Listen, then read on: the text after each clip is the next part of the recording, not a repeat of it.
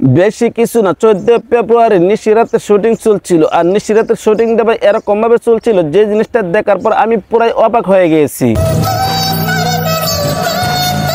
আচ্ছা, আমরা তো প্রত্যেকটা মানুষই জানি 14 ফেব্রুয়ারি ভালোবাসা দিবস না, সেটা হচ্ছে বিশ্ব বেহায়াপনা দিবস। প্রত্যেকটা বার এইসব করো, কি সমস্যা কি তোমার? আর বিশ্ব বেহায়াপনা দিবসটাকে মানুষ এরকম ভাবে পালন করে যে পালনগুলো করার পর শয়তান দূর থেকে হাসে। ভালো হয়ে যাও মাসুদ।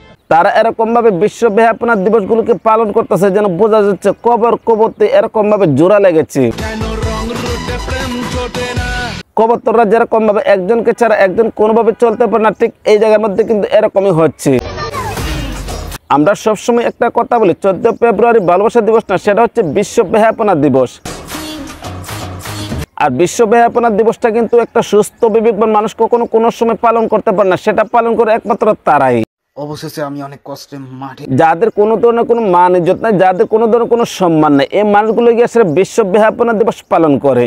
আচ্ছা, আমি বলি কি ভাই, তোদের কি কোনো ধরনের কোনো মান ইজ্জত নাই? আসলে ভাই তাদের কোনো ধরনের কোনো মান ইজ্জত নাই। একা বুকের পাটা নিয়ে যদি তাদের মান ইজ্জত থাকতো তাহলে তারা এই জায়গার মধ্যে গিয়ে আসলে নিশিরাতের শুটিং করতো নাকি? তারা কিন্তু কখনো কোনো সময় নিশিরাতের শুটিং করতো না। নিশিরাতের সিনেমার শুটিং যখন তারা এই জায়গার মধ্যে করতে পারে তাহলে আর তাদের ঘরের কি প্রয়োজন আছে? আচ্ছা, আমি বলি কি ভাই, তোদের কি কোনো ধরনের কোনো বাড়িঘর নাই?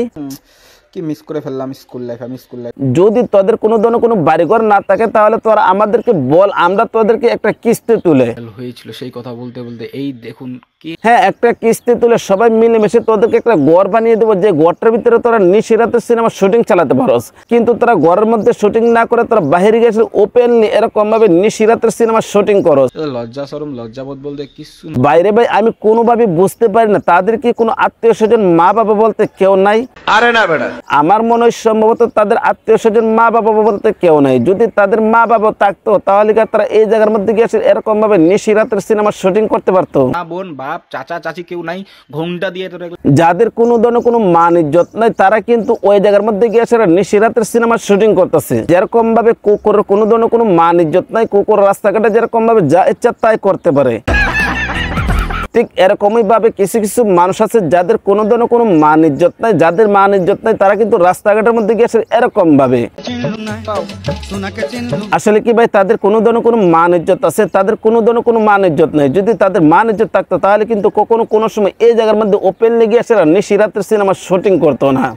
লজ্জা শরমের মাকে 14 ফেব্রুয়ারি যদি আপনি বলেন যে ভালোবাসা দিবস, সেটাকে ভালোবাসা দিবস বলা হয় না, সেটাকে বলা হয় বিশ্ব বেহায়াপনা দিবস। নিঃসন্দেহে তুই ঠিক কথা বলেছিস।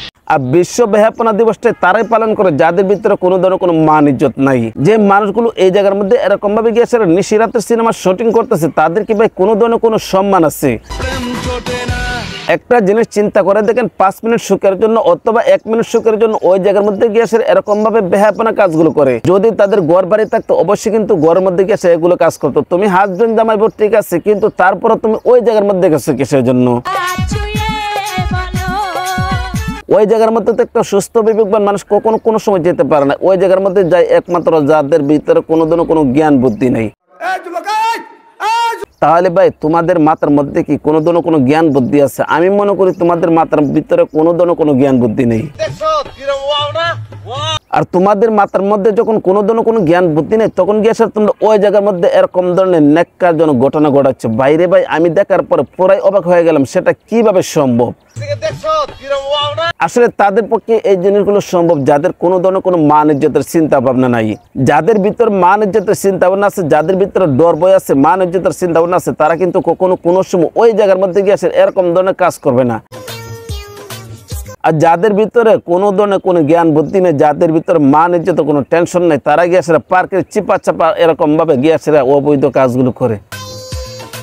তারপর মানুষই গিয়ে কিরকম ভাবে বিশ্ব বেহায়াপনা দিবসটাকে পালন করে, এই জিনিসটা ভাই কোনোভাবে বোঝাতে পারি না। এই জিনিসটা যখন ভাবি যে আমরা একদম সুস্থ বিবেকবান মুসলমান মানুষ হওয়ার পর আমরা এরকম ভাবে বিশ্ব বেহায়াপনা দিবস কিরকম ভাবে পালন করি, তাহলে কি আমরা আজও মুসলমান হতে পেরেছি?